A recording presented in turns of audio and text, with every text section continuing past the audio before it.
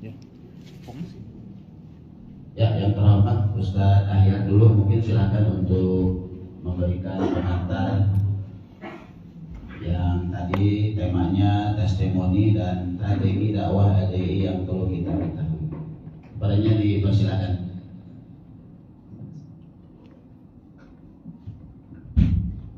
Bismillahirrahmanirrahim. Assalamualaikum warahmatullahi wabarakatuh.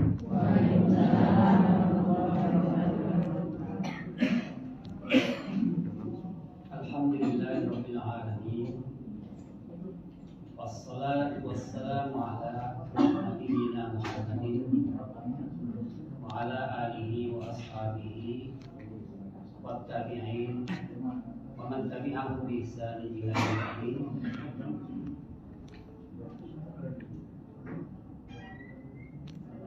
Amma ba'd.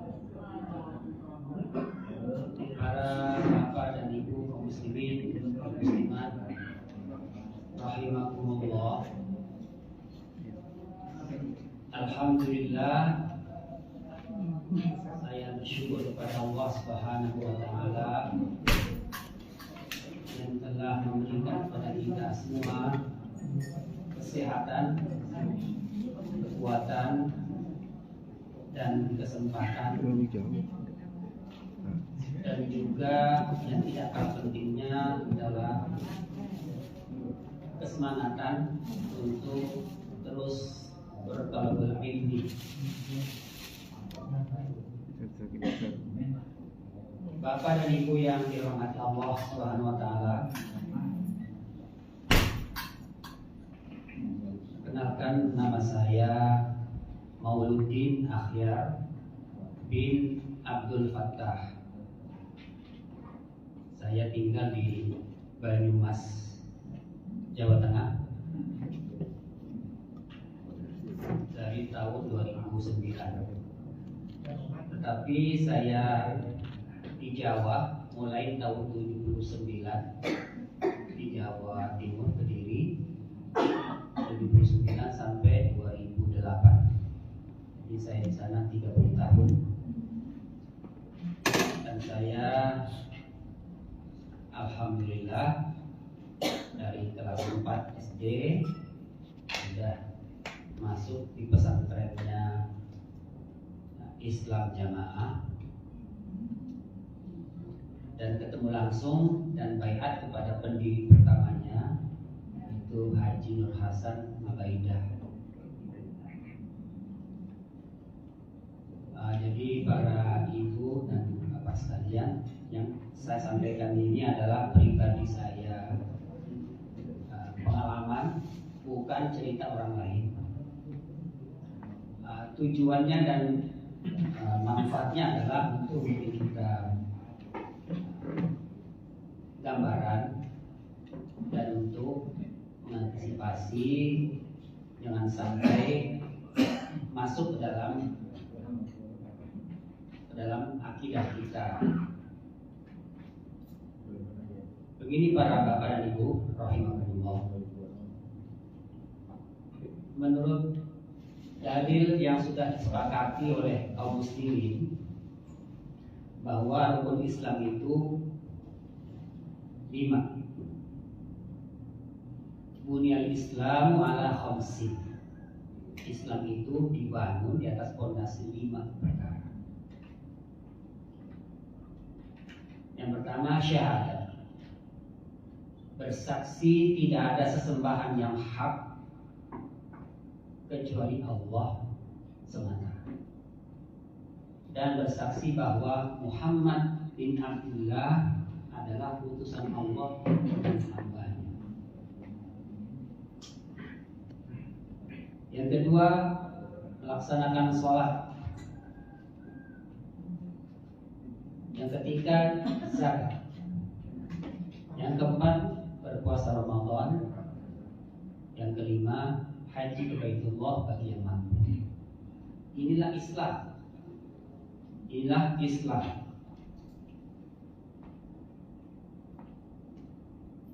Yang terjadi di dalam Islam Jamaah, rukun Islam 5 ini tadi yang sudah jelas nasnya sahih dan disepakati oleh kaum muslimin seluruh dunia. Bagi orang Islam jamaah, rukun Islam 5 ini batil, rusak, artinya tidak berguna ketika rukun Islam ini belum diikat dengan baiat kepada amir. Jadi sia-sia kita bersyahadat, sia-sia kita sholat, zakat, puasa, haji, ketika kita belum punya baiat terhadap amir. Ini akidah, keyakinannya orang-orang Islam jamaah. Dan saya termasuk salah satu dari dai tingkat pusat selama 30 tahun. Selama 30 tahun. Jadi kalau para bapak dan ibu sudah paham bahwa menurut Islam jamaah rukun itu 5 tadi tidak sah, maka semua apa yang ada di dalam orang-orang kafir berlaku kepada orang Islam yang belum baiat itu. Jadi kalau ada orang Islam yang meninggal dunia, maka mereka tidak mau menyolati. Kalau terpaksa ikut menyolati karena sungkan dengan tetangga, tidak usah berwudu. Ya, karena memang tidak niat sholat. Gitu. Padahal semua amal itu kan harus berniat, harus niat. Tapi ini tidak diniati. Ya karena terpaksa ya sudah. Tampilannya saja itu berdiri sholat, tapi nggak ada sama sekali. Apa dasar dalilnya yang dipakai ini? Dasar dalilnya di surat At-Taubah ayat 113. Maka nalin nabiyyi walladzina amanu ayyastaghfiru lil musyrikin walau kanu uli qurba min ba'di ma tabayyana lahum annahum ashabul jahim. Tidak boleh bagi Nabi Muhammad SAW dan orang-orang yang beriman, tidak boleh apa? Tidak boleh memintakan ampun bagi orang-orang kafir, karena orang kafir itu sudah pasti jelas penghuni neraka jahim. Nah, itulah para bapak dan ibu. Jadi siapapun di luar mereka, maka hukumnya adalah kafir. Tidak boleh disolatkan. Sampai pun kepada orang tua sendiri tidak boleh didoakan ampunan atau didoakan rahmat ketika orang tuanya itu belum masuk dalam golongannya. Jadi doa di dalam surat Bani Israel ayat 24, wa qur rabbirhamhuma kama rabbayani shaghira. Wahai Allah, wahai Rabbku, sayangilah kedua orang tuaku sebagaimana mereka berdua menyayangi kami waktu kecil. Doa itu tidak berlaku bagi orang tua yang belum baiat, karena masih kafir. Jadi ayat itu dalam pengajiannya Islam Jamaah, ayat itu mansuh. Jadi Rabbirhamhuma kama rabbayani shaghira, mansuh. Nasihnya mana? Nasihnya tadi At-Taubah ayat 113.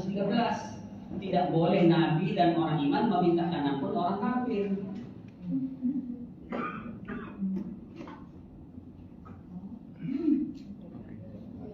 Jadi orang yang tidak menjadi anggotanya sudah dikatakan kafir, ya bukan ahli waris juga. Tidak boleh mendapat warisan. Jadi misalnya di dalam keluarga Islam Jamaah, ya, katakan saja anaknya ada 5 misalnya. Yang 2 sudah Islam Jamaah, yang 3 belum. Jadi yang dihitung ahli waris hanya yang 2 saja. yang 3 bukan ahli waris. Semuanya juga pakai dalil. Dalilnya la yarithul kafirul mukmin. Orang kafir tidak boleh mewarisi orang mukmin. Dalilnya sahih. Hadis Bukhari. Lanjut, orang jamaah, ya, mereka menyebut diri mereka orang jamaah, Islam jamaah, tidak boleh menikah kepada di luar golongannya, karena kan itu pangkalnya adalah mereka orang kafir. Memintakan ampun tidak boleh, menikah tidak boleh, dan seterusnya begitulah. Selanjutnya, hartanya orang luar itu halal, asalkan tidak konangan. Ya, boleh diambil, ya, tidak berdosa, asalkan tidak konangan. Tidak ketahuan, asalkan tidak ketahuan.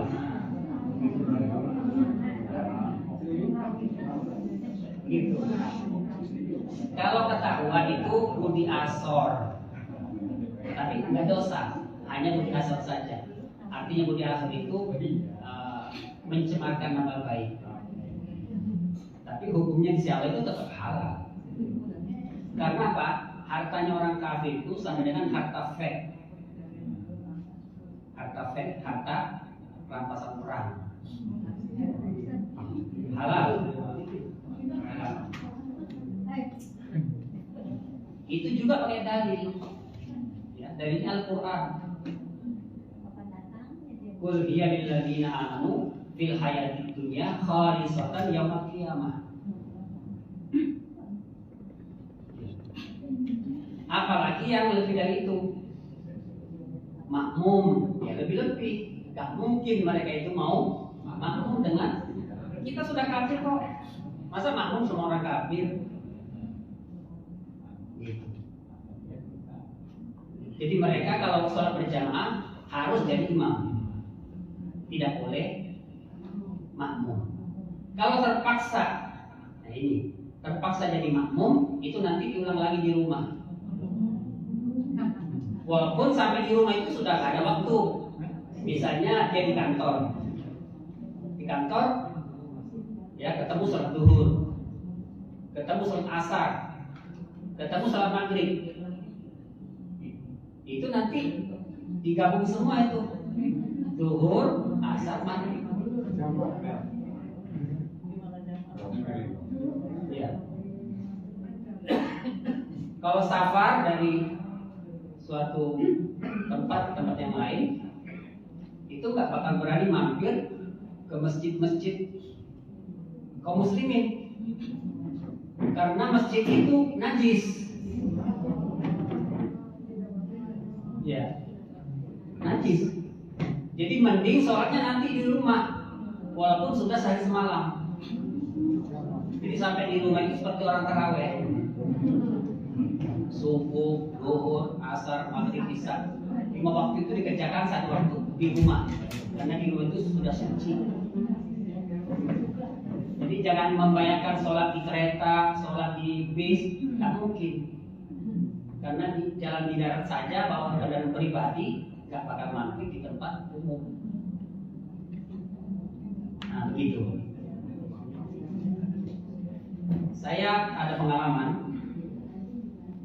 Tahun 97, saya kedudukannya waktu itu masih sebagai mubalek paku bumi. Nah, mubaleknya saja namanya sudah ajaib, paku bumi. Iya.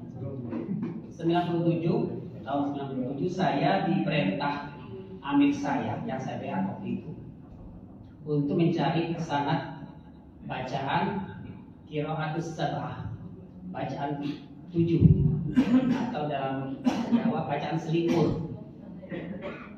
Saya diutus ke Malaysia, Kuala Lumpur, menemui Syekh As-Sayyid Husain As-Sabbah dari Mesir. Beliau guru qiraatul asyar, bacaan 10. Jadi bukan hanya 7 bahkan 10 beliau punya.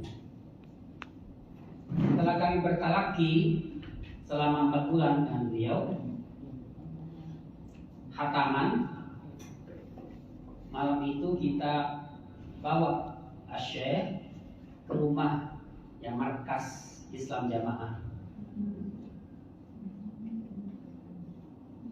untuk dipersaksikan kepada kawan-kawan Islam Jamaah bahwa kita sudah mendapatkan sanad bacaan selikur.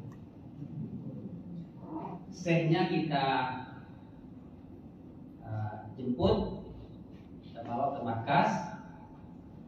Sebelum tiba waktu maghrib, kira-kira setengah jam sebelum maghrib, beliau sudah tiba di markas. Kemudian kawan-kawan dari Islam Jamaah menemui Syekh, bersalaman dan menampakkan wajah yang gembira, ceria, dan mengenalkan diri bahwa kami dari Indonesia. Di situ mereka sebagai TKI.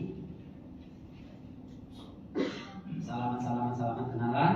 Syekhnya juga senang karena ditemuin banyak kawan saudara. Tapi anehnya itu waktu sholat maghrib, mereka semuanya tidak ada yang makmum, semuanya sembunyi. Ya. Setelah salam dari sholat maghrib, syekhnya menoleh, ya, tanya sama kami, ya, karena kami belajar itu bertiga, jadi maksudnya hanya 3 orang doang. Syekhnya noleh, tanya sama kami, kawan-kawan kalian tadi yang banyak yang menemui saya salaman tuh pada kemana? Gitu. Jadi kami juga kelabakan waktu dijawabnya itu. Kami bilang dengan takiyah ya, ditolak. Maaf Syekh, itu mereka di belakang sama sibuk persiapan untuk acara khataman malam ini. Kata Syekhnya, itu hal yang salah, tidak benar seperti itu. Waktunya sholat harus sholat. Masa hanya alasan mempersiapkan hidangan sampai nggak sholat. Jadi kami bertiga yang makmum. Setelah selesai penyerahan sanad, sudah jam 10 malam, kita antar kembali Syekh ke apartemennya. Kemudian kami ulangi lagi sholat. Jadi makmum tadi maghrib dengan Syekhnya, dengan gurunya sendiri. Kami bertiga sebagai murid ulangi lagi sholatnya. Tidak sah. Jadi ini keanehannya Islam Jamaah, mengambil ilmu dari orang, tapi orang itu masih disaksikan, di hatinya ini disaksikan orang kafir. Ya, ini anehnya. Anehnya Islam Jamaah. Yang kedua, pengalaman saya juga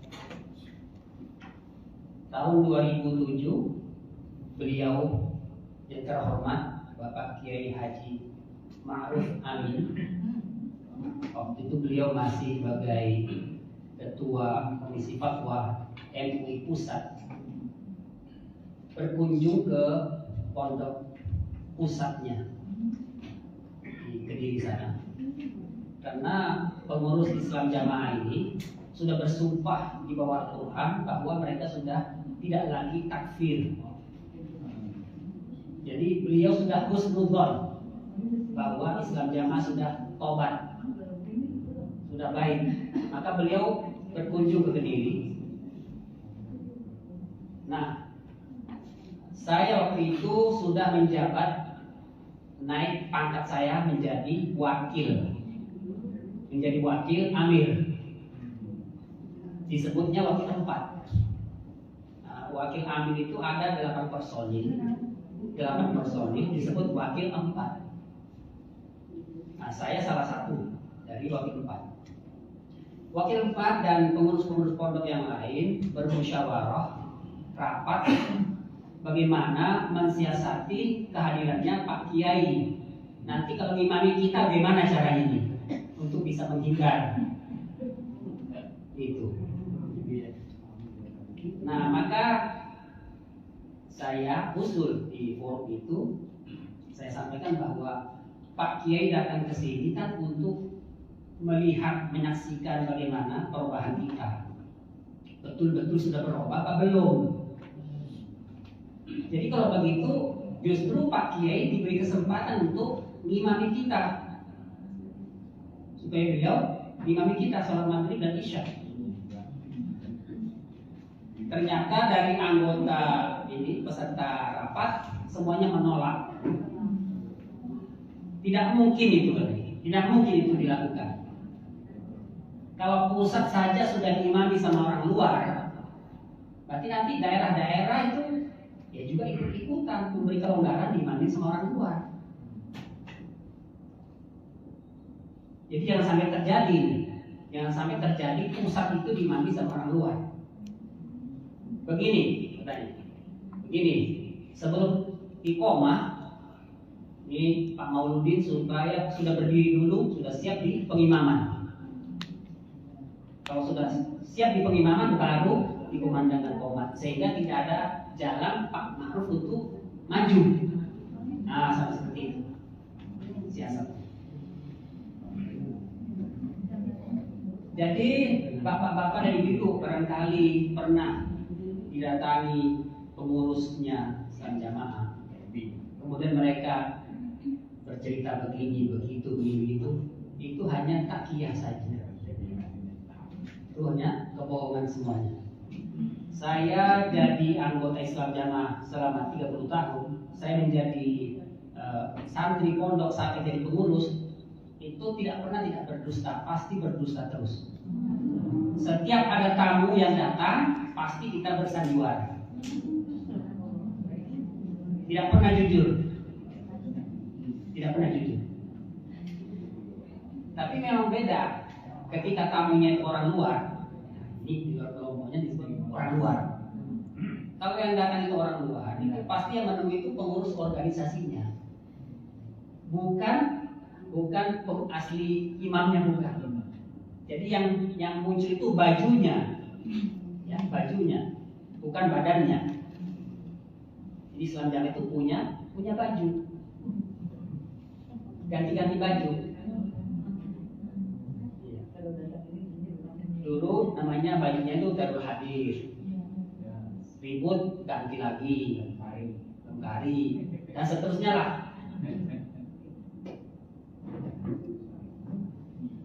Nah, saya sebagai orang yang sudah mendapatkan tugas untuk meluruskan akidahnya Islam Jamaah, karena saya sudah menduduki sebagai wakil 4.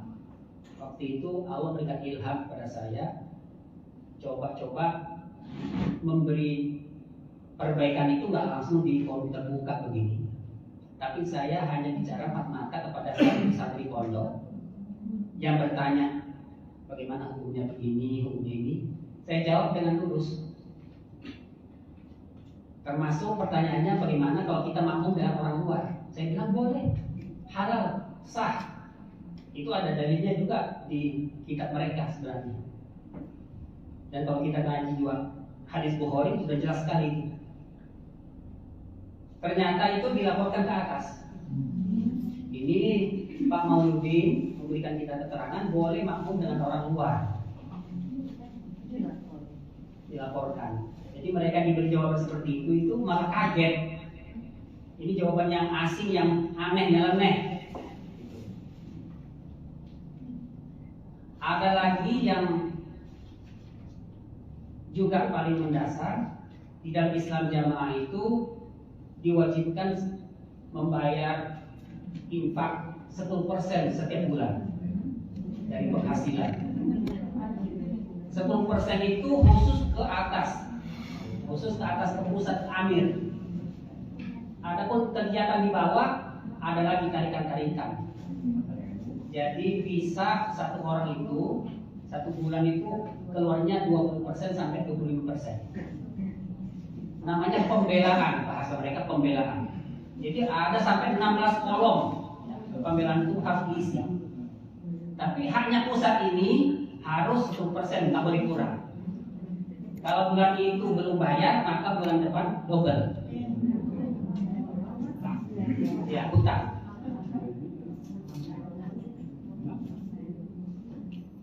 Infak persenan ini mereka imamnya Islam Jamaah menggambarkan kalau jamaah ini mendapat rezeki dari Allah lalu tidak dikeluarkan 10% kepada amir, itu hukumnya masih haram, belum halal dimakan. Digambarkan seperti antum, ya, kamu katanya menyembelih ayam, dimakan semuanya, nggak ada yang dibuang, sak bulu-bulunya, ya, sak kotorannya, sak ceket-ceketnya, nggak ada yang dibuang, dimakan semua. Seperti itu gambarannya. Jadi kalau kamu dapat rezeki tidak membayar 10% itu sama dengan kamu bikin penyakit. Nah, jadi jangannya ditakut-takuti. Yang lebih menakutkan, kalau kamu tidak taat kepada amir, maka bayat kamu itu lepas. Lepas bayat itu mati jahiliyah, mati kafir. Ya, karena dalilnya man khala ayadan bi taatin laki Allah yaumil qiyamah la hujjatalah. Barang siapa mencabut tali bayatnya dari lehernya, maka dia nanti ketemu Allah dari kiamat tidak ada alasan, ya, baginya, langsung masuk neraka. Begitu. Jadi dalil-dalil ini untuk nakut-nakuti rokyahnya, jamaahnya, supaya jamaahnya itu terbelenggu. Maka kekompakannya memang luar biasa, ya, kerukunannya solid banget, karena semuanya itu sudah terikat dengan baik. Tidak boleh menoleh ke kanan, tidak boleh menoleh ke kiri, ya. Sudah dipasang kacamata kuda, tidak boleh melihat ke yang lain. Selalu diancam, ya, kalau tidak amir itu mati jahiliyah, nggak nyaman. Dan syubhat lagi yang dikumpulkan oleh Islam Jamaah imamnya menggunakan dalil di surat Bani Israil ayat 71, yauma nad'u kulla unasin bi imamihim. Besok di hari kiamat itu masing-masing manusia dipanggil bersama imam mereka. Jadi mereka mengatakan itu dalilnya bahwa imam itu besok menjadi saksi di hadapan Allah. Kalau kamu nggak punya imam, siapa saksi kamu? Kamu nggak tahu di sana. Nah itu. Jadi dalil ini dipelintir, ya. Tafsirannya itu tidak memakai tafsirnya ulama, tidak memakai tafsirannya ahli hadis, tapi tafsirannya dari imamnya sendiri. Ya. Alhamdulillah. Allah sayang pada saya, Allah berikan saya hidayah, sadar, terbangun dari tidur lelap. Jadi saya mengatakan bahwa orang-orang di luar jamaah itu mereka juga orang Islam, mereka juga punya jatah masuk surga. Itu satu pernyataan saya. Yang kedua, saya menyatakan bahwa wajib membayar 10% ke pusat itu adalah perbuatan yang diada-ada, perkara baru. Yang ketiga, saya menyatakan jamaah itu boleh makmum dengan orang luar. Ini semuanya saya disuruh tobat. Masih ada 10 yang lainnya. Saya suruh tobat, suruh mencabut pernyataan itu. Dan saya diberi kesempatan berpikir supaya bisa konsentrasi sampai 5 bulan. Ditunggu tobat saya. Mulai Februari 2008, Februari, Maret, April, Mei, Juni. Jadi sudah ditunggu 5 bulan kok tidak tobat-tobat ini Mauludin ini. Dipanggil lagi di sidang yang kedua kalinya. Di sidang, mana surat tobat kamu Mauludin?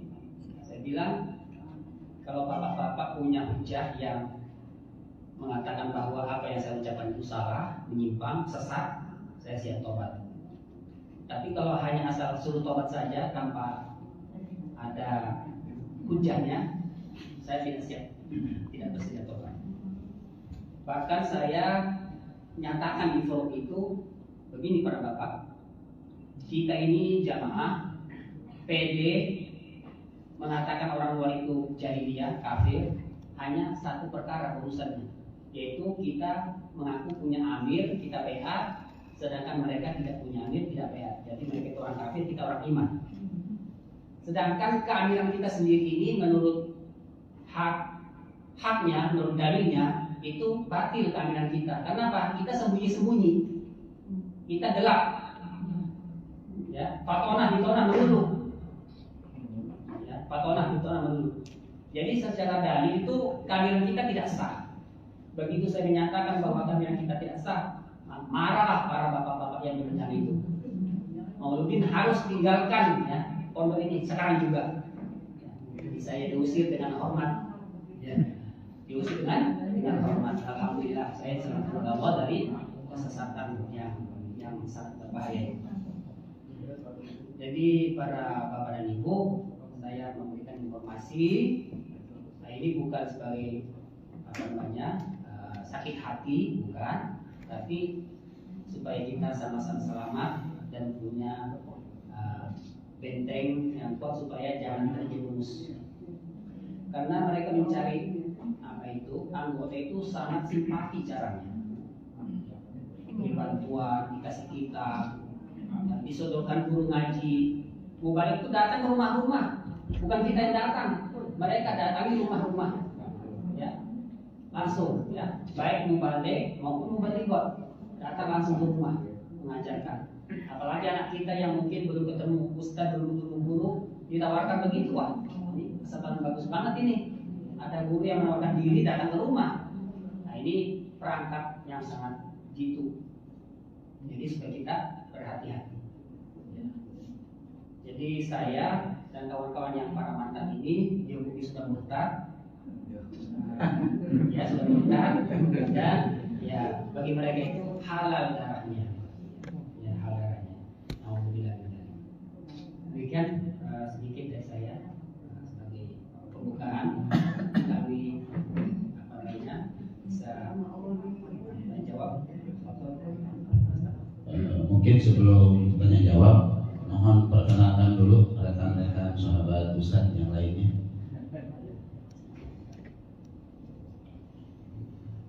Assalamualaikum warahmatullahi wabarakatuh. Nama saya Muhammad Imam Nasai.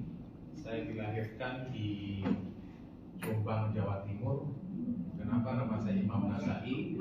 Waktu itu ibu saya acara taklim akbar atau asrama Sunan Nasai Juz 1 yang memberi mangkulan adalah amir kedua Islam Jamaah, yaitu Abu Rohir Muhammad Suwe. Saya dilahirkan dan dibesarkan Islam Jamaah sejak lahir. Ibu saya waktu itu kuliah di Universitas Pancasila. Kebetulan direkrut teman kuliahnya waktu itu jadi masuk. Jadi saya ini dianggap bibit unggul Islam Jamaah.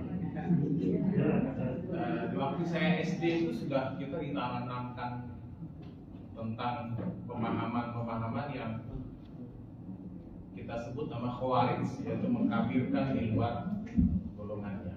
Bahkan saya waktu SD pun diajarkan nyolong kuyolex, yang penting gak ponan. Jadi garmaji dahari limo ngaku siji, itu dia biasa. Nah, di pemahaman ini saya curiganya waktu di ijazah Islam Jamaah ini. Di sini ada tulisannya hadis dan mustolah, ada nilainya. Nahwu sorof ada nilainya, usul fikih ada nilainya. Pada 3 poin ini kita nggak pernah belajar. Tapi kenapa ada nilainya? Ini kan suatu kebohongan yang luar biasa. Di ijazahnya bohong, apalagi lain-lain. Saya mengalami kerancuan di dalam pemahaman Islam Jamaah ini sejak tahun 2008. Keanehan dimulai tahun 2003. 2008 saya ketemu beliaulah yang membuka wawasan saya sehingga betul ternyata apa yang selama ini saya ragu itu terjawab. Karena keraguan saya di 2003, saya berdoa begini, ya Allah, kalau memang ini Islam Jamaah ini benar, tetapkan saya sampai mati ya Allah. Kalau tidak ya Allah, keluarkan saya dari Islam Jamaah dengan cara apapun saya siap. Karena waktu itu setahun sebelum saya nikah, saya sudah mendapatkan keraguan. Pas menikah, itu pikiran sudah jauh ke depan, sudah berpikir nanti kalau saya keluar, istri saya, anak saya, gimana nantinya? Itu pasti mendapatkan intimidasi, dan itu terjadi akhirnya. Di 2010 saya dimurtadkan secara tidak hormat. Semua fasilitas yang saya dapat ditarik, dan saya diusir dari tempat saya mengajar. Karena waktu itu ibu saya sebagai Menteri Negara Pemberdayaan Perempuan Republik Islam Jamaah. Nah, kebetulan ibu saya menteri setara dengan Ibu Ida Royani. Jadi saya kenal baik dengan ibu ini. Nah, kebetulan di situ saya pulang karena fasilitas semua ditarik, saya nggak bisa tinggal. Saya pulang ke rumah ibu saya di Kalibata. Kebetulan ibu lagi sedang umroh waktu itu. Alhamdulillah saya masih bisa tempat bernaung, mengungsi. Saya meyakini sejahat-jahatnya harimau tidak akan memakan anaknya. Saya masih yakin itu. Setelah ibu saya pulang umroh, namanya ibu menteri ya, ibu menteri pasti mendapatkan laporan-laporan tentang anaknya. Saya berharap ibu tuh menanya tentang saya, kenapa kamu keluar? Itu nggak pernah. Kita diskusi, berdebat dari Oktober 2010 sampai Maret 2011. Kita nggak ada titik temu untuk berbicara, tuh nggak. Selalu debat yang nggak berujung. Endingnya adalah saya waktu itu dikasih tahu begini. Dulu kita sebagai ibu dengan anak, karena kamu masih jamaah, berhubung kamu sekarang sudah kafir, murtad, anjing neraka, tinggalkan rumah ya. Sampai kita ketemu di akhirat, kita akan buktikan di akhirat kamu atau saya yang benar. Karena kondisi saya saat itu sangat sakit tipes, harus rawat inap karena nggak ada biaya. Akhirnya saya tinggalkan tanpa diberi kesempatan untuk ambil salin, baju ganti, nggak ada. Di situ saya ditampung oleh salah satu ketua MUI bidang dakwah, mungkin kenal semua di sini ya, Kiai Haji Ahmad Khalil Ridwan. Jadi saya sangat berterima kasih kepada beliau, karena beliau lah yang menampung saya. Pas momen puasa saya diusir, berasanya waktu malam takbiran. Malam takbiran, istri itu sudah nggak mau dengan saya, karena saya sudah berusaha mendatangi istri waktu itu ada di Jombang, Jawa Timur. Saya berusaha 3 kali datangi, istri nggak mau, alasan nggak ada aja pengajian anak-anak, posyandu dan lain sebagainya, alasan-alasan klasik yang intinya menolak secara halus. Di saat saya waktu pulang, waktu pasca dimurtadkan itu, saya pulang ke Jombang, Jawa Timur, tempat saya dilahirkan dan dibesarkan di situ. Istri saya sudah aneh, itu melihat saya sudah aneh karena menganggap suaminya sudah kafir. Di saat saya meninggalkan Jombang untuk karena suatu pekerjaan di Jakarta, istri itu disidang, dihadiri oleh pengurus tanpa adanya saya. Istri saya orang Sunda ya, punten ya, mau ada mutiara Sunda di dianya.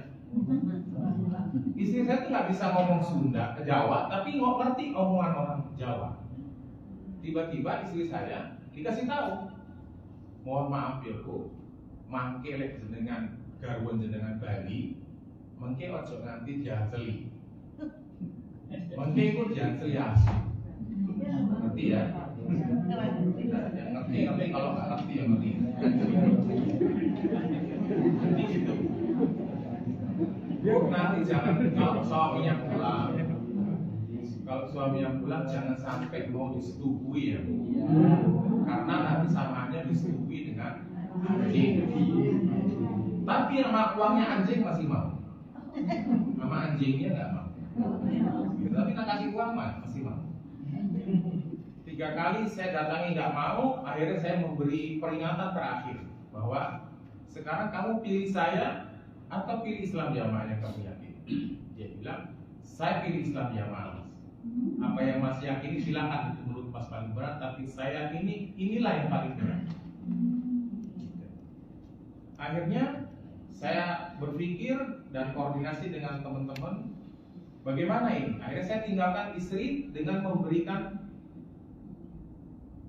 memberikan peringatan dan menunggu jawaban dari dua kemungkinan. Kita rujuk atau istri yang menggugat saya. Dari dua ini tidak ada jawaban, tidak ada sama sekali jawaban. Akhirnya saya dapat berita istri itu udah menikah lagi.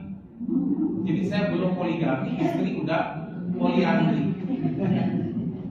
Jadi saya kalah, kalau formula itu udah kalah luar. Bahkan itu resepsi rame, dan ibu saya tahu peristiwa itu tapi dia nggak memberitahukan saya. Nah, akhirnya di 2013 saya dipanggil Menteri Agama. Waktu itu masih dijabat oleh Bapak Surya Dharma. Saya bicara tentang Islam Jamaah ini. Akhirnya dengan beliau juga saya diundang. Saya bicara masalah Islam Jamaah. Beliau jawabannya dengan politis, karena beliau politisi ya. Jadi Menteri Agama selama saya yakini ini nggak ada yang pernah paham agama kayak ini. Jadi hanya Menteri Agama. Jadi agama. Bahkan beliau mengatakan, saya ini Menteri Agama, tugas saya merangkul semua aliran, ya NII, Syiah, Ahmadiyah dan Islam Jamaah. Tugas saya merangkul semua aliran. Dan saya minta ke Menteri Agama waktu itu untuk diadakan dialog terhadap Islam Jamaah, terutama juru selamatnya waktu itu. Waktu itu Sultan Aulia Abdul Aziz yang dipimpin oleh Islam Jamaah. Akhirnya tawaran saya itu, permintaan saya itu tidak dikabulkan oleh Islam Jamaah. Singkat cerita, seluruh fasilitas, nasab dan hak waris saya diputus oleh mereka. Bahkan melobinya mereka Islam Jamaah itu sampai saya dibawa ke psikiater, karena psikiaternya oleh Islam Jamaah. Jadi dianggap saya tergayudan. Akhirnya sampai psikiaternya itu nggak bisa diskusi dengan saya. Sampai psikiaternya nangis. Lucu ya, harusnya saya nangis, malah psikiaternya yang nangis. Saya bilang, Bu, yang edan itu sebenarnya orang Islam Jamaah, karena merasa dirinya pede masuk ke dalam surga. Kita pikir, Bu, kalau hanya orang Islam Jamaah yang masuk surga, betapa lengkangnya itu surga. Lainnya ditaruh di mana? Akhirnya dia mereka bisa jawab. Singkat cerita, saya dibawa lagi makan di Bandar Ancol. Beberapa porsi 3 juta makannya. Setelah selesai minum saya dirayu untuk kembali. Saya menolak. Saya beberapa kali diajak umroh 1 full Ramadan, Haji Plus 2013, saya nolak semua. Karena orientasinya ada syarat dan ketentuan berlaku. Saya harus balik ke Islam Jamaah.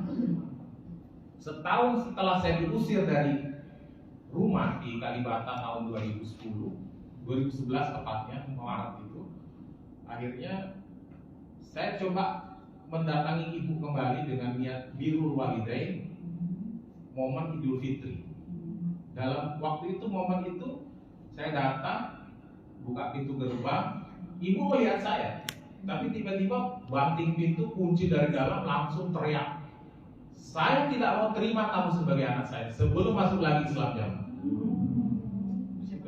Akhirnya karena saya sudah begitu ya kan, tidak mungkin saya menunggu sampai.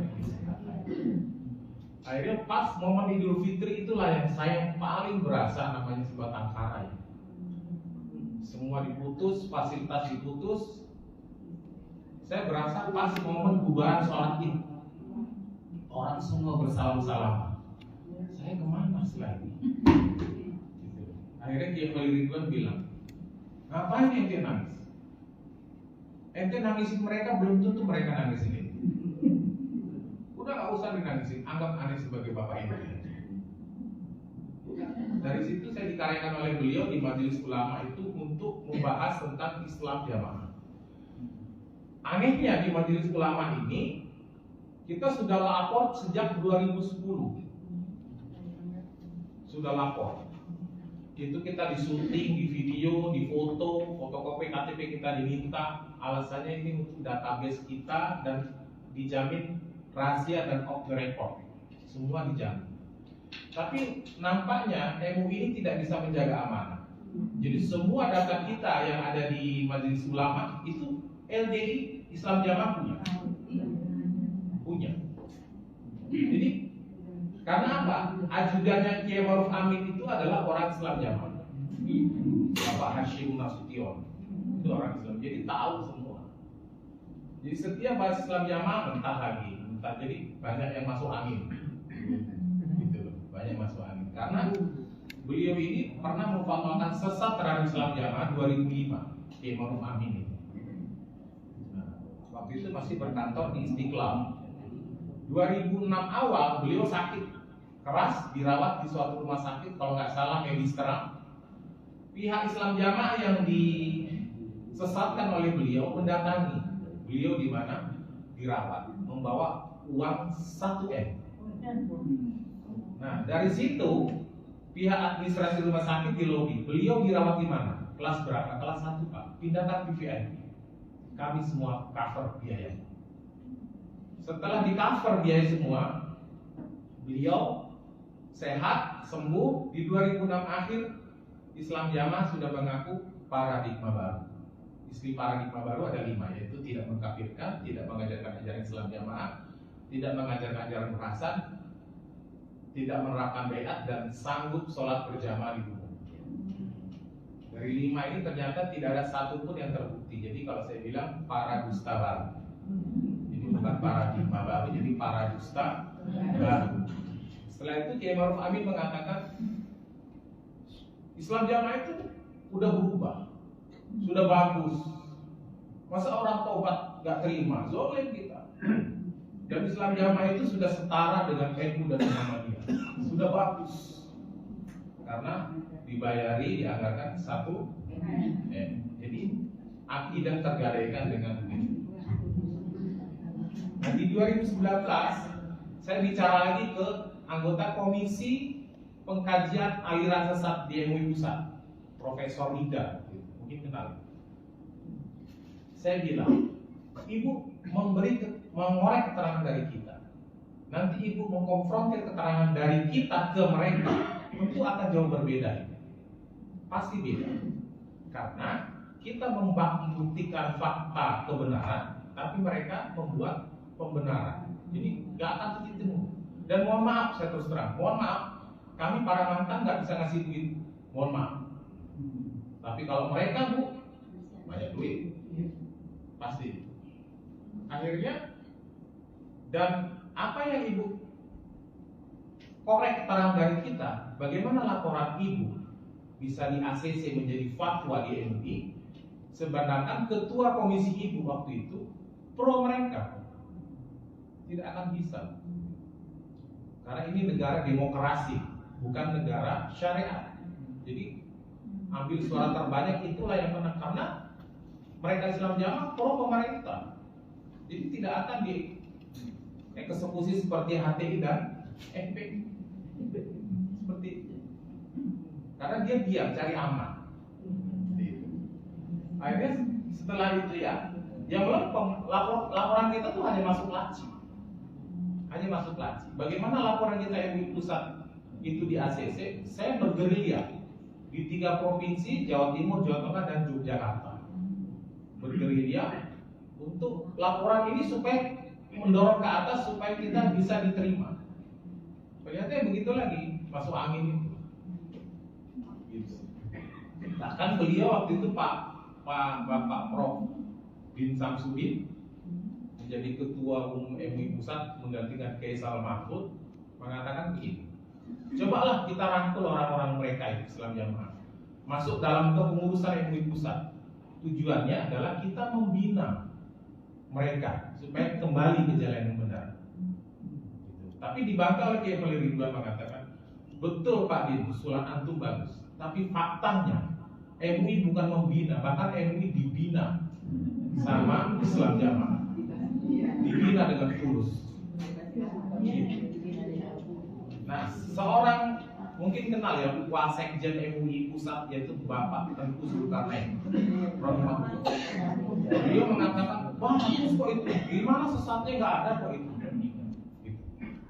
Akhirnya saya temuin beliau di ruang kerjanya di lantai 3 di MUI. Saya temuin, bagus kok, saya dibawa ulamanya mereka tuh yang bernama siapa tuh namanya Khalil Bustomi. Bagus di menara ada kitab-kitab gini-gini. Panjang lebar beliau mengatakan. Saya patahkan dengan omongan beliau, gak usah gitu lah Pak Tengku. Pulangnya amplop berapa itu? Amplopnya berapa? Pulang gitu aja. Dia ngaku 3 juta. Saya bilang masa 3 juta? DP aja itu 3 juta. Karena mohon maaf Tengku, ini ada orang dari Dewan Dakwah di Bogor itu ceramah di Islam Jamaah Bogor, tepatnya di dekat Gunung Khaldun, Rumah Sakit Islam Bogor. Ini mohon maaf, beliau itu ceramah 30 menit, dikasih amplop tipis kan. Ternyata begitu dibuka cek tunai BCA 15 juta. Masa antum diundang ke istananya 3 juta? Akal sehat saya nggak masuk sih. Ini daerah aja 15 juta, ceramah cuma 30 menit. Jadi banyaklah. Jadi MUI ini saya sangat apa ya? Fungsi MUI ini apa sih sebenarnya gitu? Saya melapor tapi laporan itu buat siapa mereka lagi? Apa mereka lagi? Jadi ini apa gitu? Jadi MUI ini membina apa MUI dibina? Jawabannya ada. Konsekuensi dari semua ini kita merasakan namanya diasingkan. Karena kita hanya bisa ngajar, belum bisa kerja apa-apa, hanya jadi misionaris. Jadi kita kelimpungan, begitu keluar kita kelimpungan. Semua mantan-mantan di sini ya kelimpungan dalam sisi maisha, pekerjaan. Bahkan saya pribadi memiliki rumah yang saya buat atap untuk rumah singgah bagi para mantan yang butuh tempat dan makan. Sampai ada yang diusir, ada yang diintimidasi, diteror, bahkan dibunuh. Beliau diancam sampai di warning 1M. Bisa membunuh Ustadz Maulid Ahyar 1M. Jadi kalau mungkin Muhammadiyah butuh dana, kas 1M beliau. Ini seperti itu keterangan dari saya. Dan lagi, saya di sini membawa ada 5 orang. Pertama Kosasi dari Rangkas Bitung, ini beliau juga diblokir kegiatannya oleh mertuanya sampai meninggal karena kaget shock lihat menantunya keluar. Terus ada Mas Ubed juga, dia di sini dai juga yang saat ini lagi butuh kerja. Dan ada Mas Ma'ruf juga sama, mantan juga. Dan ada anaknya Kosasi saat ini yang ikut. Mas Ma'ruf ya. Baik, terima kasih. Kita panjang lebar. Saya kira ini kalau difilmkan cukup 2 jam gitu ya. Baik, kita langsung saja tanya jawab. Kita ada waktu kurang lebih 50 menit Bu ya. Insya Allah ini pengalaman yang mungkin cukup mengharukan gitu ya, karena ada pengalaman keluarga, pengalaman jamaah dan sebagainya. Kami buka mungkin 4 penanya dulu, dari bapak-bapak 2, dari ibu-ibu 2. Angkat tangan, silakan. Bapak baru 1, ibu yang belakang duluan ya, yang belum pink ya, sama ibu yang tengah. Bapak, 1 lagi siapa? Baru ada 1. Ya udah, ibu-ibu dulu. Ibu yang belakang dulu, silakan ibu ya. Masya Allah. Boleh maju ke depan tuh, ada ini di belakang. Ya.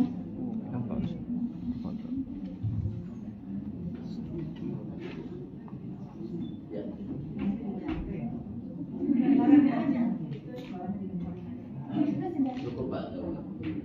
Assalamualaikum warahmatullahi wabarakatuh. Waalaikumsalam. Saya punya saudara muslim yang dari LBI ya. Intinya saya baik-baik saja dan beliau saya suka curhat dan sebagainya.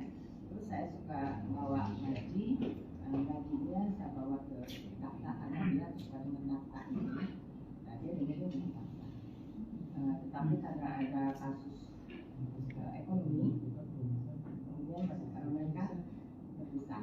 Nah, lalu itu diselesaikan katanya ada di sebuah lembaga di FNDI itu untuk menyelesaikan masalah perpisahan, perceraian.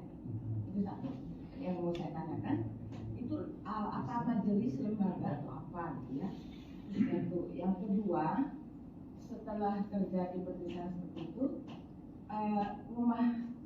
rumahnya itu adalah warisan dari orang tua perempuan teman saya. Lalu setelah berpisah, si suaminya menuntut itu dijual harus dibagi bersama. Tapi dia tidak melaksanakan itu, si teman saya itu.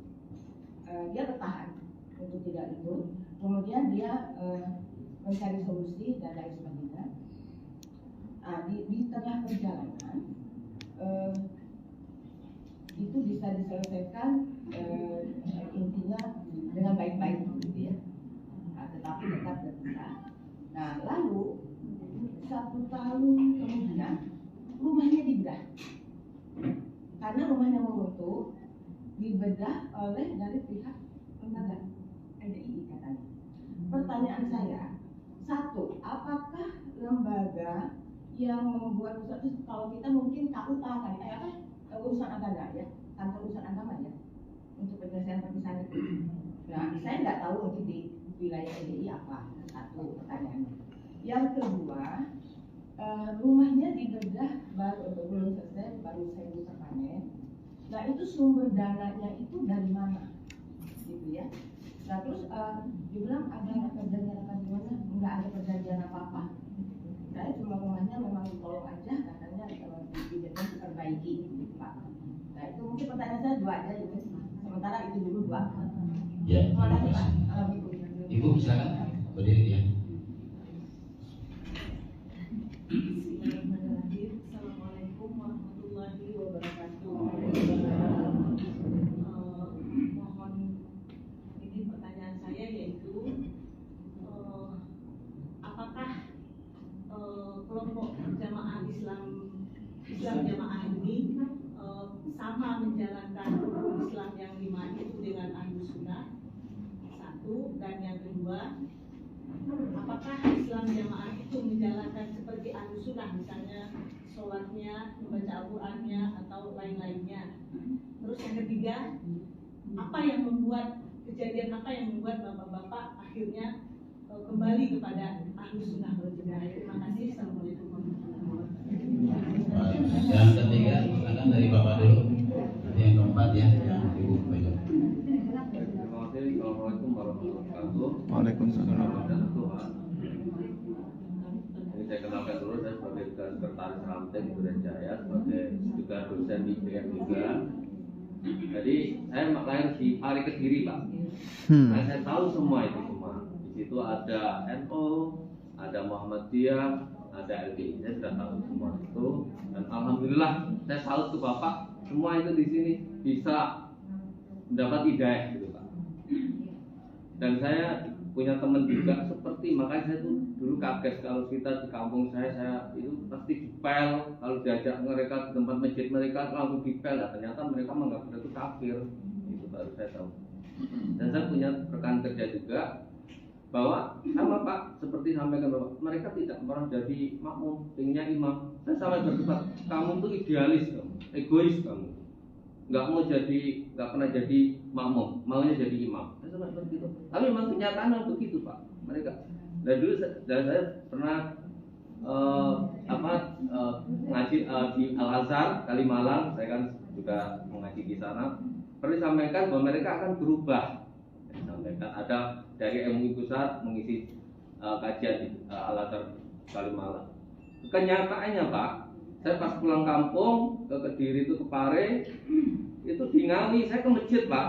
Nah, saya rombongan ada ke masjid dari rombongan mobil juga, kita masuk masjid ini Pak.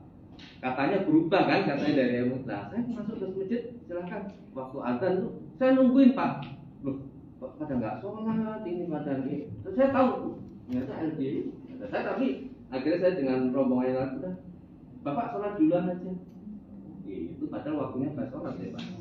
Ya itu, yaudah kita sholat, yaudah pergi. Oh ternyata mereka tetap belum berubah dalam hal wah sama teman saya juga dia tidak mau jadi apa banyak makmum, punya imam, saya itu Pak. Baik itu beberapa memang saya sudah alhamdulillah selamat bergabung Bapak ya. Saya dapat hidayah, saya sampai kalau saya tapi agak menangis juga alhamdulillah berjuang begitu ya mau berubah. Artinya keluarga Bapak Jombang ya Pak ya, saya pare Pak. Sampai meninggalkan orang tua sampai begitu itu kan perjuangan Pak. Yang saya tanyakan Pak, itu kan mereka menganggap bahwa Islam, rukun Islam sudah tidak sempurna kalau bayat. Isi bayat itu apa sih Pak yang dibatas mereka itu Pak? Oh, sampai apakah ada? Karena memang mereka juga pro pemerintah. Setiap saya punya grup itu kita nyindir pemerintah kalau mau counter ya memang begitu. Ya itu ya. Itu isi bayatnya apa sih Pak? Sampai mereka menganggap itu sudah sempurna daripada rukun. Nanti Assalamualaikum warahmatullahi wabarakatuh. Ya keempat mungkin Ibu silakan yang proyek ini yang dewan. Oh, terwakili udah. Ibu silakan, jadi Ibu. Sementara Pak dulu ya. Nanti dijawab dulu. Waalaikumsalam warahmatullahi wabarakatuh. Saya pribadi sangat tertarik sekali apa yang telah disampaikan oleh Pak Ustaz menurutnya sebegitu sudah membuminya kalau menurut saya ajaran yang dibawa oleh Islam Jamaah ini. Umatnya atau yang mengikut dengan aliran seperti itu jauh berbeda dengan Pakistan. Ketertarikan itu seperti apa yang kita lihat?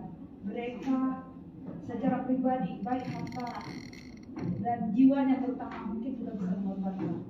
Sementara kalau kita yang Islam yang mengaku Islamnya Islam murni atau Islam sunnah, ahli sunnah katanya seperti itu. Kadang-kadang azan kita di mana dipanggil oleh Allah untuk azan, kita kadang-kadang masih lalai dengan itu. Tetapi mereka dengan seruan amirnya tadi dinyatakan bahwa mereka sangat apa istilahnya, hati mereka sudah langsung terpaut untuk melaksanakan semua yang diikuti apa yang diinginkan oleh amirnya tersebut.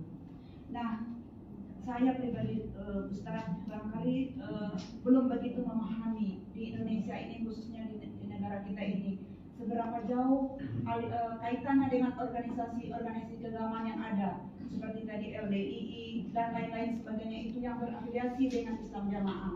Karena ini suatu tantangan untuk kita semua. Kalau ini mereka semakin kuat, sementara kita sendiri yang mengaku bahwa kita adalah Islam yang benar-benar murni, itu bisa kita dikalahkan oleh mereka. Nah, yang kedua pertanyaan saya, Ustaz tadi sudah lebar panjang menyampaikan apa penderitaannya, apa yang dilalui segala macamnya itu.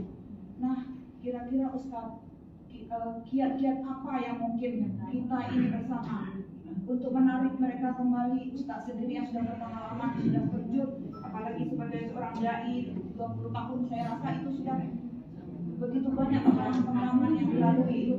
Nah, bagi kita yang ada sekarang, kira-kira apa langkah kita untuk menarik kembali sahabat-sahabat rekan-rekan kita itu untuk kembali kepada ajaran yang benar-benar. Karena kalau secara materi Islam yang seperti kita ini mungkin tidak akan mampu seperti mereka. Tapi langkah apa lagi? Mungkin nilai doa dari kita atau apanya. Dan terakhir, Ustaz tadi dengan keluarga sendiri tidak bisa untuk membawa mereka untuk kembali ke ajaran yang sesuai dengan sunnah. Nah, dengan terputusnya seperti itu, apakah mungkin melalui orang terdekat mereka yang istilahnya mereka percayai tapi sudah berbeda alirannya, mungkin yang Islamnya yang murni seperti kita ini, apakah dengan cara itu mereka bisa dibawa kembali bersama kepada ajaran yang benar-benar? Barangkali itu saja Ustaz. Kami sampaikan apresiasi, syukur alhamdulillah kepada para Ustaz ini yang sudah kembali. Mudah-mudahan tetap istiqomah dan bersama dengan kita melaksanakan memberi dakwah kepada umat untuk kembali ke jalan yang sesuai dengan ajaran Al-Quran dan Sunnah. Terima kasih Ustaz. Assalamualaikum warahmatullahi wabarakatuh. Baik, terima kasih. Ustadz Maududi dan Pak Imam Nasyai mau dijawab. Yang pertama tadi masalah lembaga nikah dan perceraian di Islam Jamaah. Yang kedua, LDI dapat dana dari mana saja. Ini mungkin yang cukup mencengangkan juga Bu ya. Kemudian yang ketiga, apakah sama dengan rukun Islamnya dijalankan seperti kita, ya, Al-Quran dan sebagainya. Kemudian beat tadi ya, beat seperti apa. Ya. Kemudian yang kelimanya, sejauh mana LDI sekarang di Indonesia. Ya, mungkin nanti bisa dipetakan. Dan bagaimana kiat-kiat menarik mereka ke Ahlus Sunnah wal Jamaah. Mungkin tambahan dari saya, sebetulnya siapa sih pelindung besarnya LDI gitu ya? Mungkin ini, apakah pemerintah itu di lembaga mana gitu ya? Atau ada partai politik gitu ya yang melindungi gitu, sehingga seolah-olah kecil tapi besar dan kebal gitu. Ya, silakan mungkin Pak Ustadz Al-Ahyar atau Pak Imam Nasyai gantian dari 6 pertanyaan tadi.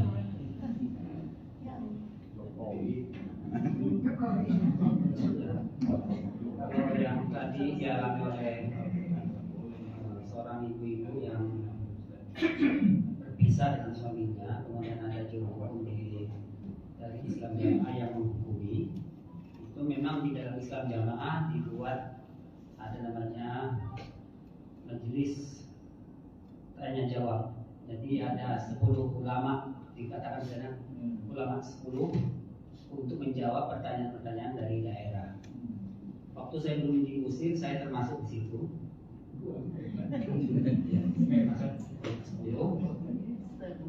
Jadi termasuk perceraian juga urusan apa saja, ya diingatkan ke sana. Nah, kalau sudah dinasihati oleh orang 10 ini, walaupun tidak lengkap, salah satu dari 10 ini harus diterima dengan hati ridho. Hati ridho ya karena Allah. Ya. Karena itu sudah yang terbaik. Ya. Itu sudah pilihan Bapak Imam itu. Jadi jamaah jangan sampai mengikuti hawa nafsu, tidak setuju, tidak ridho ya, dengan keputusan itu. Jadi di ulama 10 itu memang tugasnya di sana, menjawab tanya. Contohnya begini, ada dokter Islam Jamaah memberikan pertanyaan ke atas ke tim 10. Saya dokter, saya didatangi sama orang luar untuk minta di-KB. Bagaimana hukumnya saya meng-KB orang luar itu? Kata orang 10 ini, ya kalau orang luar yang minta di-KB justru dilayani supaya anggotanya orang kafir itu tidak bertambah. Jadi mengurangi ya, jumlah orang kafir. Tapi kalau orang jamaah jangan di-KB ya, sebanyak-banyaknya anaknya itu. Nah gitu. Istri saya itu kena sesar 3 kali. Sesar 3 kali. Sama dokter, Pak mau berapa sih anaknya? Kok nggak ditutup aja di begini, sudah cukup. Ya saya itu orang jawabnya. Ya pesan mbahnya, wasit mbahnya nggak boleh kalau di KB. Karena itu pesan imamnya bukan mbahnya. Iya, bohongnya itu. Jadi perintahnya imam itu di atas Allah dan Rasul. Larangannya imam, amin itu di atasnya Allah dan Rasul. Contohnya tadi seperti ibu utarakan azan, sudah jelas azan. Azan di Soko, Joko. Orang luar, tenang-tenang saja, santai. Jadi kalau sholat itu sampai bergelombang-gelombang, imam kedua, ketiga itu biasa. Tapi kalau imamnya yang bicara, wah, udah seperti wahyu. Iya. Sampai itu tadi yang haram menjadi halal. Kalau sudah dari imam, yang halal menjadi haram, yang haram menjadi halal. Ya, ini kita para mantan ini, kita ketemu, itu teman kita dulu di pondok, kita saling assalamualaikum, nggak mau jawab, nggak boleh dijawab. Gitu. Kenapa? Sudah ditahdir dari imamnya. Semua orang-orang yang sudah murtad ini nggak boleh antum hubungan.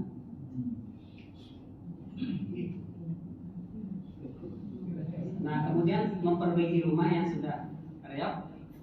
Mereka kalau untuk urusan dana itu, masya Allah, sangat mudah. Sangat mudah. Kenapa? Dalilnya itu jelas, Al-Quran jelas, sunnahnya, hadisnya juga jelas. Itu dipakai ke situ semua. Pertama, anfiqu fi sabilillah, wala tulqu bi aydikum ila tahlukah. Infaklah kalian untuk sabilillah. Jangan menjatuhkan tangan kalian ke dalam kebinasaan. Jadi tinggal dibalik. Kalau kalian tidak mau infak, sama dengan kalian menjatuhkan diri kalian dalam kebinasaan. Jadi walaupun disuruh 100% juga keluar. Imamnya bicara, pakai dalil lagi, sudah. Kekuatannya itu double. Umpama nggak ada dalil pun kalau imam bicara, wajib. Kenapa? Barang siapa yang mentaati imam sama dengan mentaati Rasul. Siapa yang mentaati Rasul sama dengan taat kepada Allah. Mentaati Allah wajib masuk surga. Dalilnya, wa may yuti'illah wa rasulahu yudkhilhu jannah. Gitu. Jadi dalil itu diputar situ terus, putar ya kita ini yang dijamin pasti surga. Seperti keyakinan kita terhadap dalil kullu nafsin dha'iqatul maut. Setiap jiwa pasti mati. Nah, dalilnya siapa yang tak amin pasti surga, itu sama dalilnya. Jadi mantepnya seperti itu. Nggak bisa ditawar lagi. Maka orang tua pun kalah kalau bukan anggotanya, bukan keluarganya. Orang tua itu siapa? Gambarannya Nabi Ibrahim saja, orang tuanya nggak ikut Nabi Ibrahim, ya sudah habis ceritanya. Nah begitu. Jadi doktrinnya itu luar biasa. Nah, cuci otaknya luar biasa. Kalau masalah pendapatan, wallahu alam, selama saya menjadi Islam Jamaah 30 tahun, saat menjadi wakil amir, saya tidak pernah menyaksikan kalau dapat bantuan dari luar negeri. Tapi itu murni dari mereka, ya, dari jamaahnya.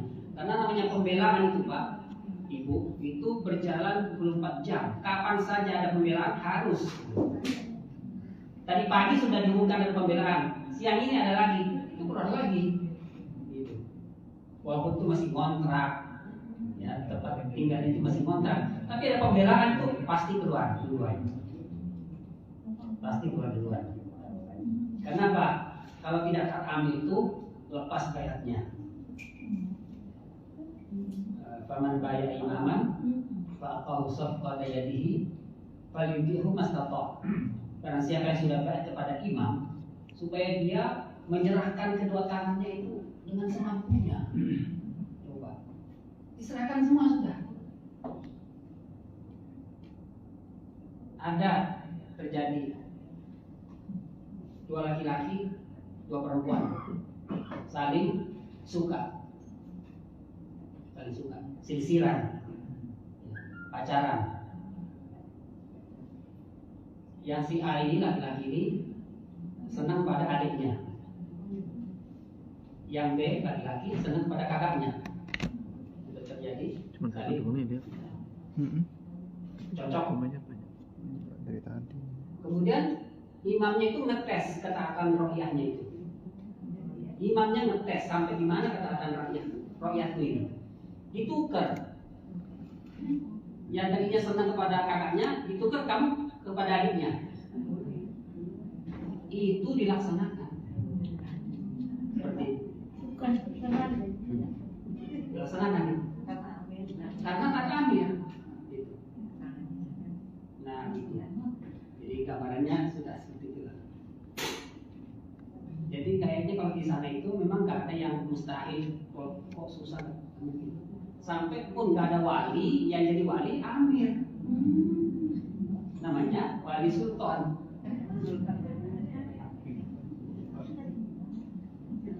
Nggak ada wali pun, atau walinya nggak setuju, ya, boleh wali sultan.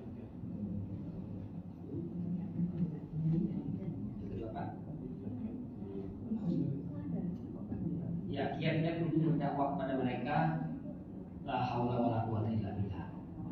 Kita semuanya sudah ditutup. Saya 7 bersaudara, semuanya punya jabatan semua. Saya saudara yang nomor 3. Abang saya ini guru di Lubang Buaya. Kemudian yang kedua ustazah, balikotnya saya. Adik saya jadi pengurus semuanya. Putus hubungan sementara. Iya. Sempat ada grup keluarga keturunan Haji Abdul Fattah yang berdua. Itu dibubarkan. Ya, setelah saya nggak ada di situ, bikin grup yang baru. Jadi memang yang penting saya nggak ada di situ. Jadi sementara kami ini nggak bisa berhubungan. Ya, kami selalu tertolak. Waktu orang tua saya sakit di Lubang Buaya, saya tidak bisa masuk menjenguk. Saya tidak bisa masuk menjenguk. Sampai orang tua diambil ke Makassar sama kakak yang perempuan, baru anak bisa ke sana. Jadi kami betul-betul diputus, jangan berhubungan, jangan ketemu, sampai datang bertamu, kan tamu mestinya dihormati, diterima dengan baik. Ini nggak boleh diterima. Maaf saja nggak bisa terima tamu. Jadi bagaimana? Mau amar ma'ruf, mau memberitahu penyimpangannya di mana? Di mana jalannya? Kita sampai hari ini belum ketemu jalannya. Karena di sana memang sudah setiap bulan disampaikan oleh imamnya itu risalah. Ya, jangan sampai bicara dengan orang-orang yang sudah berubah kepahamannya itu. Jadi kita ini dikatakan berubah kepahamannya. Jangan bicara dengan mereka. Itu banyak murtad. Jadi saya, Mas Nasari, Mas Kosasi ini sementara tutup dari segala arah. Kecuali kalau memang hamba ini mendapat taufik dari Allah, yaitu lawan, ya, aturan imamnya itu nggak dia dengarkan, dia hubungi kita, nah itu alhamdulillah ada harapan akan hijrah. Tapi selama mereka mendengar, memegang fatwanya imamnya itu, maka kami nggak punya jalan tuh bicara dengan mereka, ketemu dengan mereka, memberi keterangan pada mereka, tuh nggak punya jalan. Kemampuan kami hanya berdoa, ya. Tentang ini pelaksanaan rukun Islam bagaimana? Ya, Al-Quran dan sebagainya. Alhamdulillah rukun Islam tetap mereka ucapkan bahwa Islam itu syahadat, sholat, zakat, puasa haji, tapi itu hanya sepintas lewat. Setiap majelis begini ini yang disinggung di perperatan itu adalah 5 bab, 5 program mereka. Pertama mengaji Quran hadis, mengamalkan Quran hadis, membela. Nah, membela di sini lah di bab persenan. Membela ini ditaruh di tengah karena ini untuk menunjang semua kegiatan. Membela Quran hadis, kemudian sambung jamaah. Nah, sambung jamaah itu artinya kita satu-satunya warga itu harus setor muka kepada imam. Jadi ngaji itu tidak boleh dengarkan rekaman, tidak boleh dengarkan audio, harus langsung datang. Itu namanya sambung jamaah. Kalau kalian tidak datang, ya sampai 3 kali kalau tidak datang, nah, terus meninggal, maka itu imam bisa menyaksikan antum itu sudah istilahnya apa? Zahu itu sudah menyimpang. Itu bahaya sekali ancamannya itu. Nah, ini warga jamaahnya itu takut banget kan. Jadi makanya pengajian mereka sangat ya, seser ya. Apa seser itu? Penuh ya, dalam 1 minggu itu mungkin sampai ya padat banget. Karena mereka punya tingkatan, ada namanya kelompok. Terkecil itu namanya kelompok. Jadi imamnya itu namanya imam kelompok. Di atasnya lagi kalau pemerintahan itu kelompok itu kecamatan. Kemudian atasnya itu desa. Desa itu lebih besar, itu daerah kalau mereka mengatakan. Kemudian kelompok, ya, kemudian desa, kemudian daerah. Daerah itu ini gubernur. Bekasi ini berapa gubernur? 4 gubernur di Bekasi. 4 gubernur. Itu semuanya harus hafal ruqyahnya itu. Jadi kalau di kelompok itu nggak hadir, ini dicatat.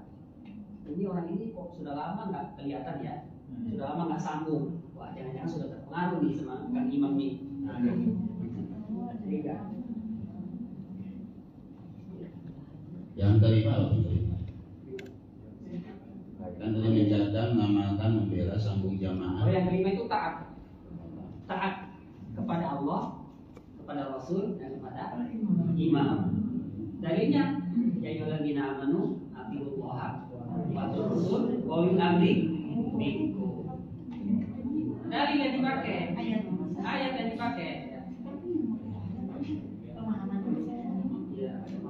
Kalau kalimat BA itu seperti apa itu, Ustaz?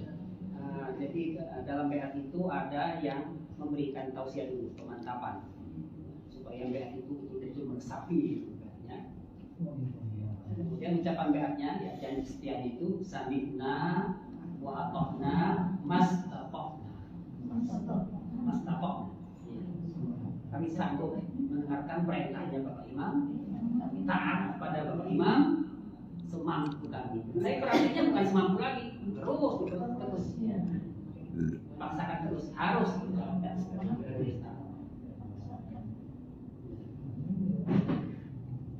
Pemetaan ini LDI di Indonesia udah sejauh mana, Pak Ustaz yang tahu? Tadi di Bekasi ada 4 gubernur kan? Ini jadi bahan dakwah juga, termasuk di Duren Jaya, Pak Ustaz. Ada juga itu namanya ranting emang sih, ranting Duren Jaya. Waktu saya keluar itu jumlah gubernurnya 240. Ya kalau di Jawa sini, di Pulau Jawa itu katakan saja satu gubernur itu membawahi 3.000 jiwa. 3.000 jiwa. Itu bisa ketahuan dari zakat fitrah. Jadi setiap zakat fitrah terhitung semua itu kan, setiap orang satu sok kan, berapa sok semua, kelihatan itu. Nah, kalau di luar Jawa itu belum, ya ada juga yang belum sampai 3.000, ya 2.000, 1.500.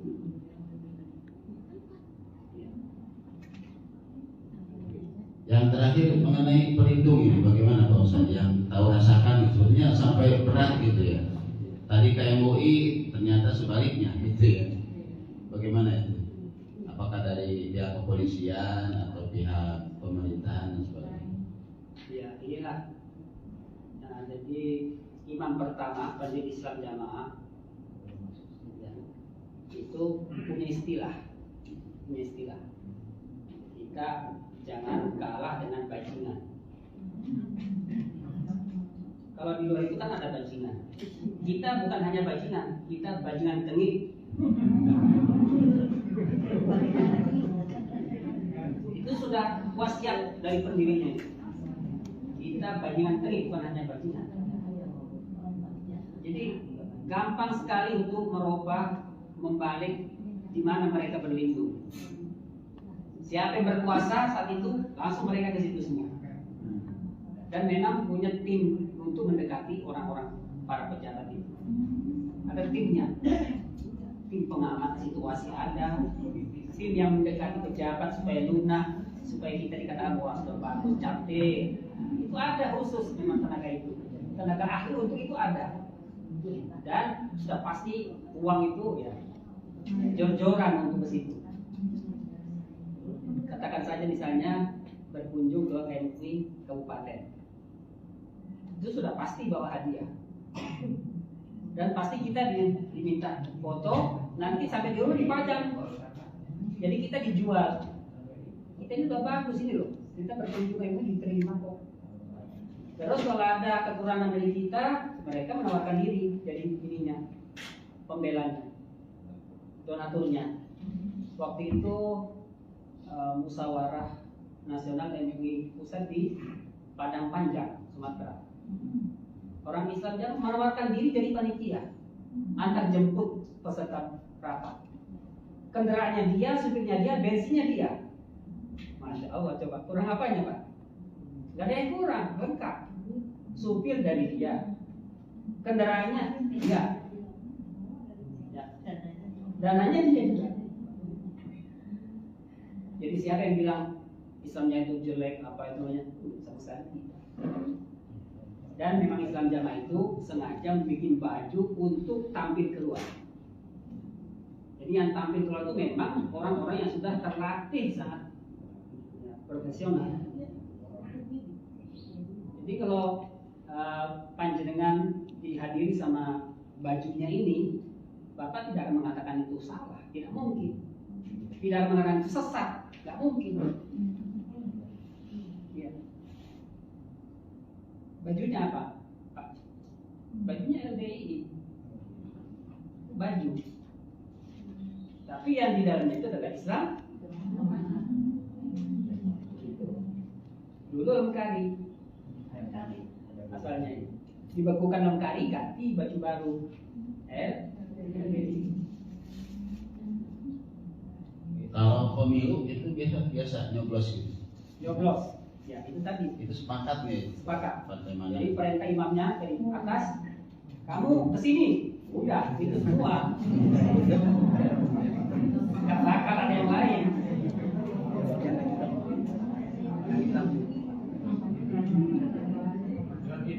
Dan itu di Islam Jamaah itu kita diberi doa pada saat pemilu.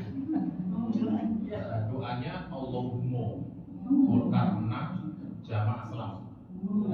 Allahumma PDI Perjuangan menang, Jamaah selamat. Kemarin Allahumma Jokowi menang, Jamaah selamat.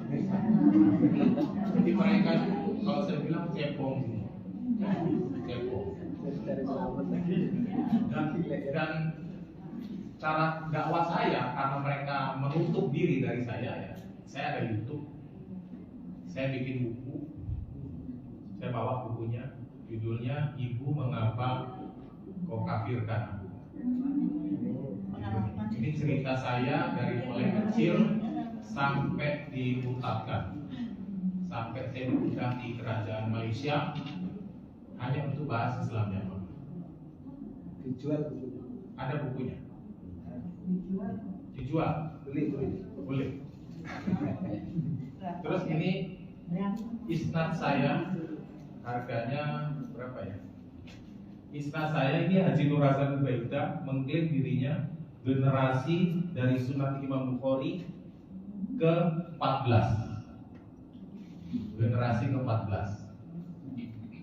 Imam Nur Hasan mengaku generasi ke-20 dari Sunan Imam Tirmidzi. Nur Hasan Ubaidah mengaku generasi ke-17 dari Sunan Imam Nasai. Jadi bisa mengklaim begini dari mana rujukannya? Dari mana? Dan kita di Islam Jamaah itu memang tidak kenal namanya 4 mazhab. Mazhab Syafi'i, Hambali, Hanafi, Maliki. Gak kenal. Gak kenal, gak tahu. Bahkan saya sekolah tuh ya tanah waktu SMA SMP itu ada pertanyaan, sebutkan 4 mazhab. Gak ngerti. Taunya cuma satu mazhab. Mazhab Imam Nur Hasan Ubaidah, Lubis Al-Musawa.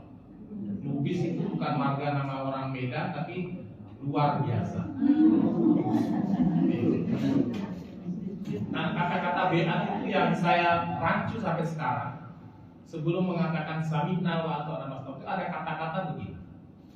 Saya sanggup berbeat kepada Bapak sebagai imam saya, penuntut saya ke dalam surga. Nah, itu yang saya rancu, menuntut saya ke dalam surga. Bahkan ada kata-kata Bapak Amir tidak akan ridho kalau jamaahnya masuk neraka. Berarti kan seolah-olah ada kayak ngeri. Kalau hanya Islam jamaah masuk surga itu lemah banget. Umat Nabi Adam sampai sekarang itu ditaruh di mana? Kalau hanya Islam jamaahnya masuk surga. Masih ada waktu 15 menit. Barangkali ada yang mau bertanya lagi, silahkan. Oh Ibu, silakan Ibu, langsung aja. Assalamualaikum warahmatullahi wabarakatuh. Saya bertanya, apakah Islam Jamaah itu punya pondok pesantren dan apa nama pondok pesantren? Itu saja yang Ya silakan langsung. Mungkin di pusat di mana kabupaten ada trennya. Kan kalau di sini satu di Karawang, kemudian tempatnya Mas Imam Nasai Jombang, kemudian Nganjuk, kemudian Kediri, itu pusatnya. Kalau di Jakarta Lubang Buaya. Min Hadul Rashid. Bekasi nggak ada Bekasi Pak ya? Namanya Ustaz biasanya kalau pakai nama Namanya bervariasi ya. Tapi yang jelas ya untuk organisasi just Terus ada produk-produk mereka kalau bisa jangan dibeli. Ada produk-produk mereka. Mungkin ibu-ibunya suka beli bolu kukus ya, Amanda. Produk mereka. Kalau bisa selain Amanda.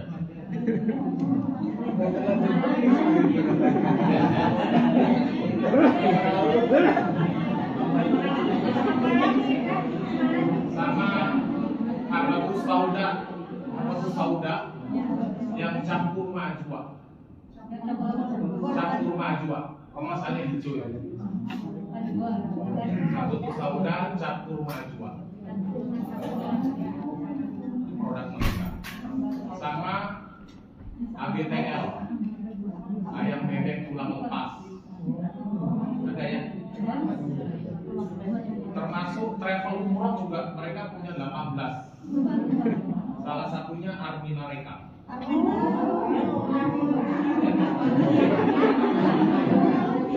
Baru tahu Ibu ya. Armina Reka kan modusnya tuh multi level ya. 1,5 juta kita daftar dan ini nggak bisa balik nih sampai ke hari kiamat nggak balik. Nanti cari kaki 20 per kaki itu bayar lagi. Itu kalau saya bilang penipuan itu, karena apa? Itu minta bayarin top berarti. Ya lu bayarin. Armina Reka. Amanda, Armina Reka, Habatus Sauda campur majwa.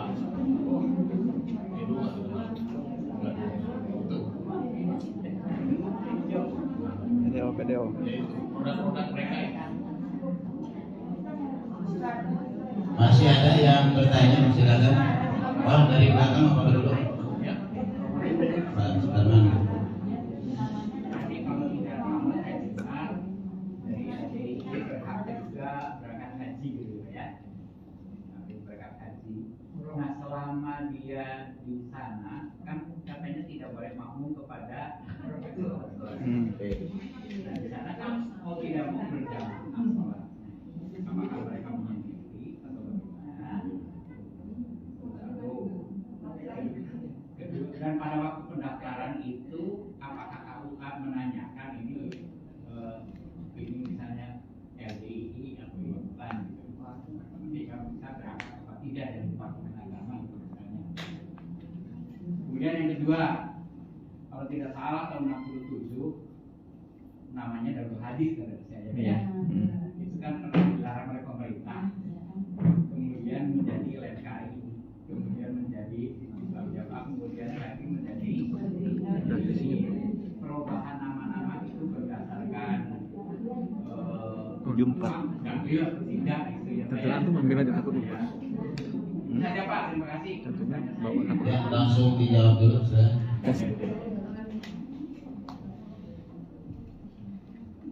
Salah satu kaidah yang rancu dari Islam Jamaah itu tadi bahwa tidak boleh makmum dengan orang tua. Tapi kalau di Mekah mereka makmum.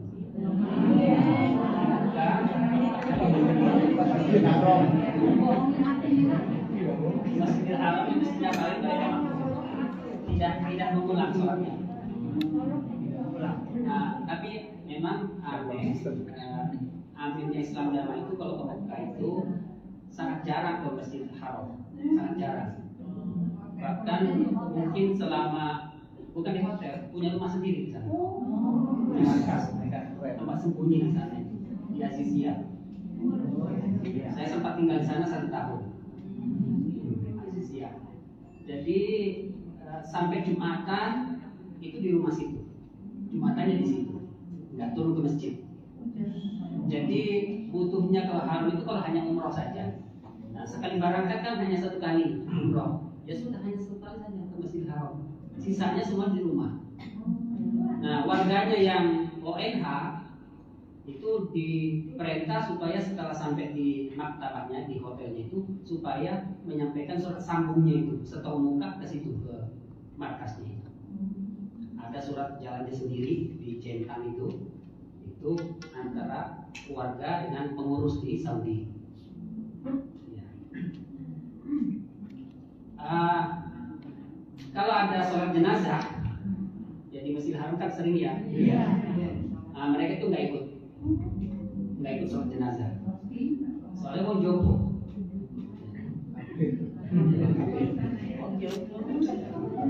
Ribut-ribut Palestina di dolimi sama Yahudi, mereka sama sekali nggak pernah sedikit menyinggung. Apakah mendoakan kah? Apa-apa, sama sekali. Nggak disinggung, nggak ada sedikit pun tersentuh hatinya itu saudara kita. Apa tadi yang kedua? Perubahan nama. Oh ya, perubahan nama itu kan tadi. Perubahan nama itu yang kerja itu tadi orang-orang yang dibentuk atau diberi tugas untuk pakai baju langsung melobi pejabat yang punya wewenang di situ. Iya. Langsung bikin nama baru. Iya. Jadi secara undang-undang negara itu sah benar, ya sudah lolos. Jadi gampang dari Lemkari langsung berlomba jadi DLD itu orang-orang di pusat sudah mereka punya jalan. Bahkan Islam Jamaah itu pernah menduduki sebagai menteri di kabinet Indonesia, kabinet SBY Budiono, Andi Alfian Malaraga. Kebetulan sekeluarganya itu ibu saya yang merekrut dan daftar pernah menjadi mentor karena terjerat KPK. Ya. Nah, kiat-kiat mereka kalau sholat terpaksa di umum itu ada 4 cara.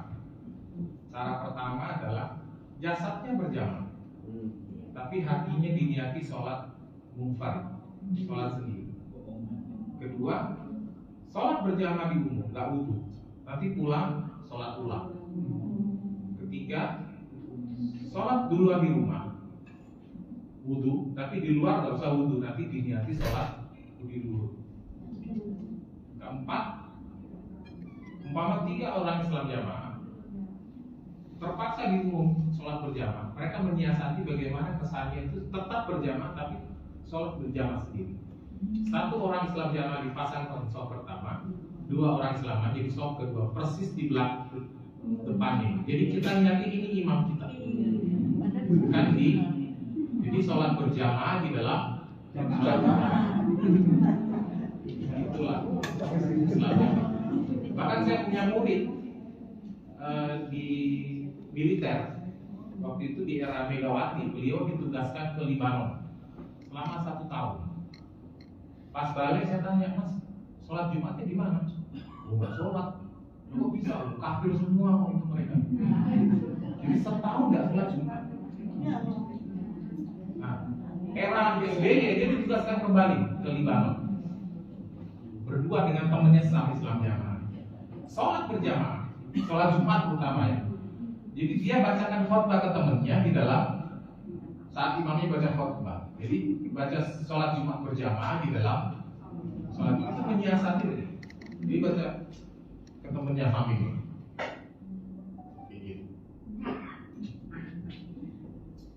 Dan sasarannya perlu diketahui ya, sasaran didikan mereka untuk merekrut adalah 1, dia orang awam, minim agama, tapi berduit.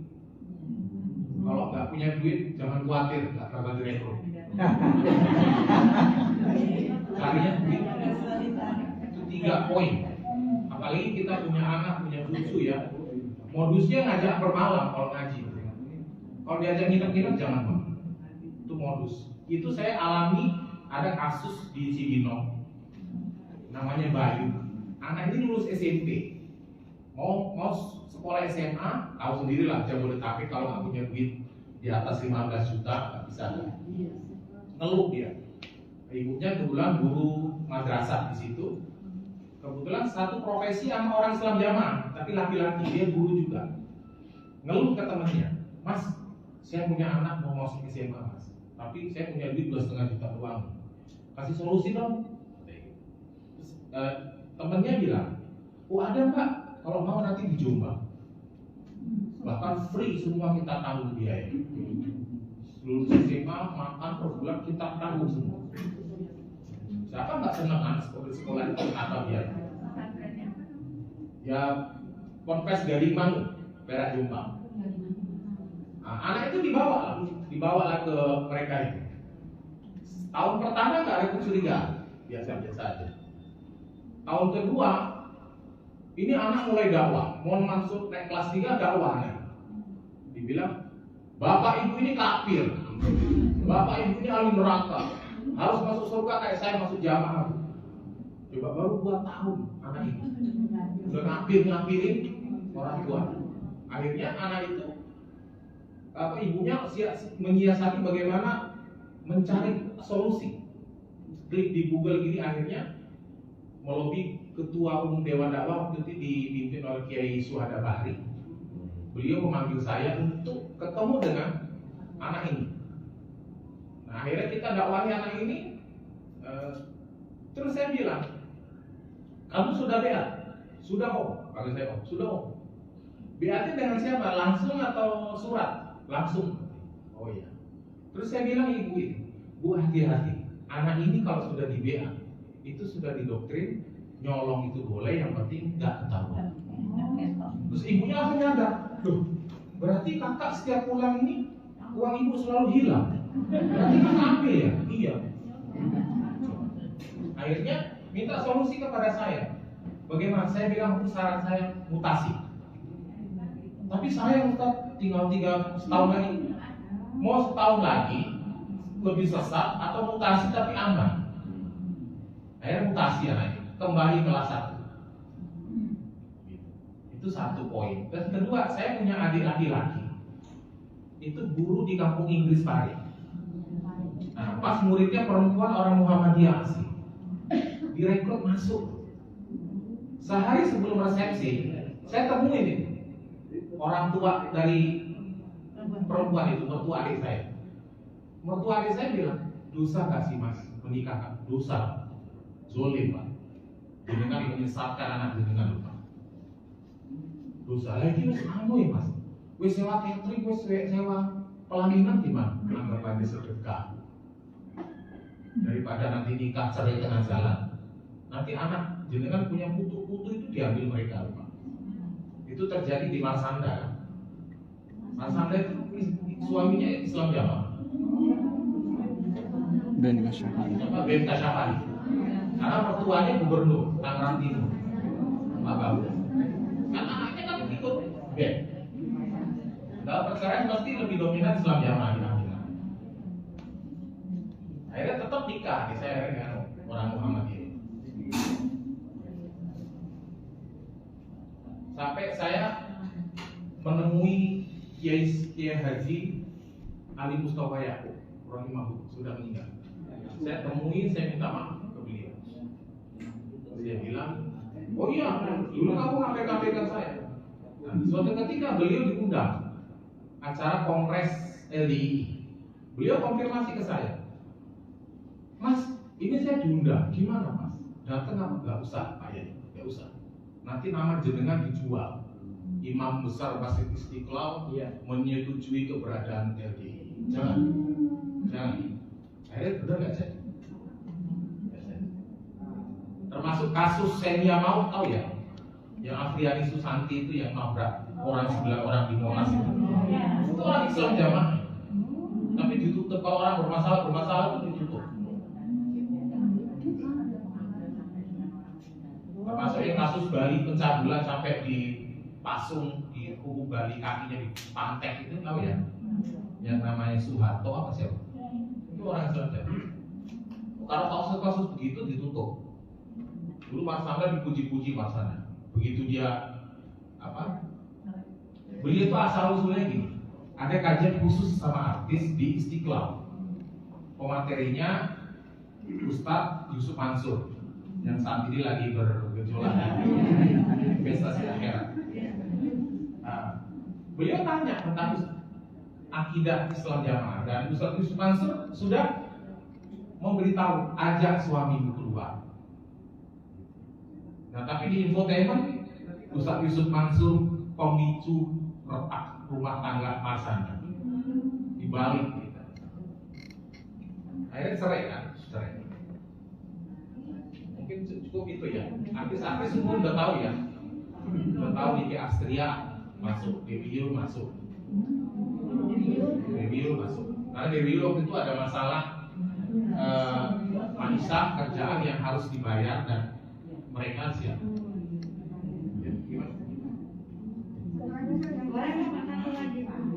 Ini gimana nih Pak Halil? Ditambah waktunya atau ini waktu udah jam 9. Saya mau izin dulu ke MC.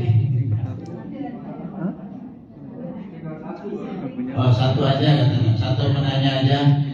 Yang belum ya, tadi Ibu udah. Yang belum, Ibu silakan Ibu. Dua sama Bapak-bapak satu. Iya. Waalaikumsalam. Saya mau nanya Pak, Bapak kan di LDI ini kan di dalamnya Bapak udah tahu rancun ya Pak ya. Nah, rancun. Kenapa Bapak tunggu 30 tahun baru Bapak sadar?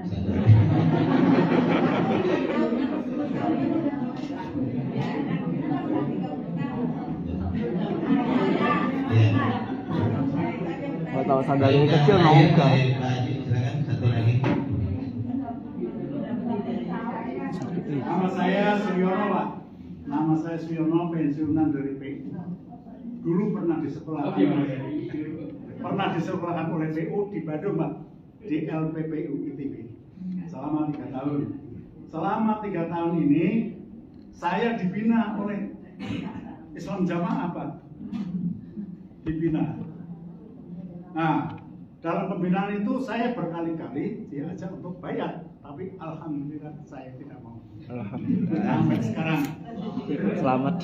Pada waktu itu sebagai pelindung, di fotonya disampaikan ke saya, ini pelindung kita di atas.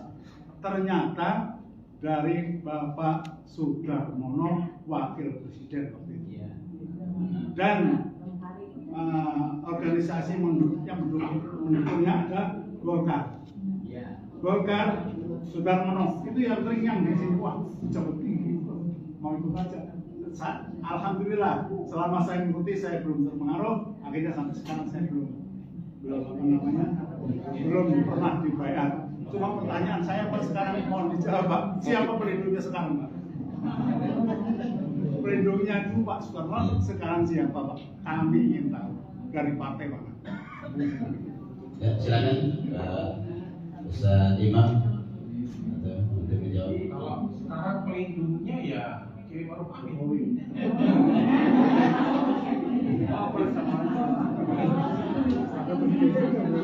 Karena kan pelindungnya itu ada staf ahli wakil presiden namanya Rashid Nasution, Islam Jamaah. Pelindungnya beliau. Apalagi Pak Jokowi pernah datang ke Pondok Burungan, sungkem dengan amirnya Islam Jamaah.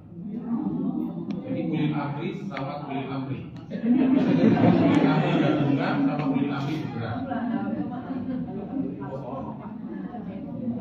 Tapi itu dilindungi. Pondok gede. Dilindungi sama PDIP. Burung nggak tahu. Karena suaranya ada suaranya. Tapi yang dinikmati duitnya yang ketingginya, rupiahnya hanya terima kasih. Dengan Golkar udah putus Pak. Golkar masih. Pokoknya di mana partai berkuasa di situ adalah Islam Jamaah. Jadi cari aman lah. Jadi kalau dibubarkan tidak mungkin. Kalaupun nanti dibubarkan ya paling bikin lagi LDI dibubarkan.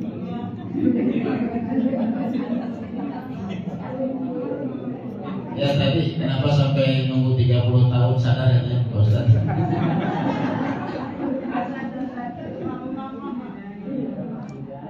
Ini pertanyaannya sangat bagus. Islam jamaah itu dikasih doktrin harus mangkul. Mangkul itu harus dari gurunya, dari amirnya itu. Jadi di sana tidak dikenalkan bahasa Arab, tidak ada fi'il madhi, fi'il mudhari, nggak ada. Ya. Pokoknya maknain aja perkata. Bismillah dengan nama Allah, tulis Bismillah. Jadi orang Islam jamaah itu kalau ngaji semuanya bawa Quran, nggak ada yang kosongan tuh, yang hanya mustami saja nggak ada. Semuanya bawa Quran, semuanya nulis. Nah itu ilmu yang sah seperti ini, mangkul ini. Tidak usah belajar bahasa Arab. Ya. Karena nama sholat itu nggak jadi pertanyaan di kubur. Ya. Jadi saya kenapa sampai bisa selama pirutan kok nggak sadar-sadar? Memang nggak punya ilmunya. Ilmunya ngertinya kalau tidak benar itu mati jahiliyah. Jadi mau macam-macam nggak berani. Dalilnya man faraqal jama'ata fi shibrin faqad khala'a bi qatal islami min unuqi. Barang siapa memisahi jamaah satu jengkal saja, maka dia melepaskan tali Islamnya dari lehernya. Wah, ngeri banget. Jadi kita nggak berani belajar keluar, nggak berani belajar bahasa Arab. Jadi mengandalkan, makanya ulamanya Islam jamaah itu, guru-guru, ustadz-ustadznya itu, mubalik-mubaliknya itu, kalau Quran mangkulannya itu hilang, bisu semua nggak bisa bicara, karena ilmunya hilang sudah. Harus ngulang lagi, mondok lagi setahun, kembali lagi baru. Himpunan kitabus sholah, kitabul doa, adab dan seterusnya itu ada 16 macam himpunan, itu harus mangkul semua perkata dari awal. Nah, jadi terkumpulnya ya sampai segitu 30 tahun. Karena kita mau berontak nggak ada ilmunya. Nah, kalau masalah yang lain-lain, terutama masalah amil tadi, masalah baiat, dalilnya jelas dari Bukhari. Siapa mengatakan Bukhari itu dhaif, lemah? Ya. Kita takut berarti jahiliyah. Jadi disuruh imamnya sami'na wa ata'na, ya sudah sami'na wa ata'na. Nah, yang munculnya kecurigaan masalah orang itu kalau bersalah harus tobat, ditulis, ada belangkonya sudah disiapkan.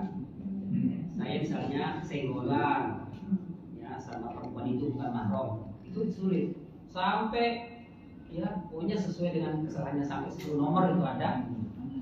Nah itu yang anak curiga sudah, karena jelas-jelas kita ngaji di Bukhari itu ada seorang sahabat datang kepada Rasulullah, ya Rasulullah saya berzina. Rasulullah memalingkan wajah, tidak mendengarkan laporannya. Sampai 3 kali Rasulullah berpaling terus. Setelah yang keempat kalinya baru Rasulullah bertanya, apakah kamu gila? Kata ya, tidak, saya tidak gila, saya sadar. Baru setelah itu dilaksanakan had. Nah, di Islam jamaah itu dibikin peraturan sama imamnya, amirnya itu, warga jamaah harus bertobat. Setiap ada pelanggaran harus tobat. Diserahkan kepada pengurusnya surat tobat itu. Nanti kemudian dikasih kafarah, denda. Ya, nah ini janggal ini bertolak belakang dengan Bukhari. Nah itu mulai curiga. Di Bukhari juga diterangkan bahwa sholli wa alaihi bid'atuhu. Umpama imam itu, ya imam sholat itu ada bid'ahnya, tetap boleh makmum. Bid'ahnya itu ditanggung sendiri. Kalau jamaah nggak boleh makmum dengan orang luar. Bertolak belakang sudah. Ini jelas sudah nasnya. Tapi kalau masalah baiat, kita nggak punya gambaran bahwa ini batil. Jadi, ya sampai ya 30 tahun akhirnya.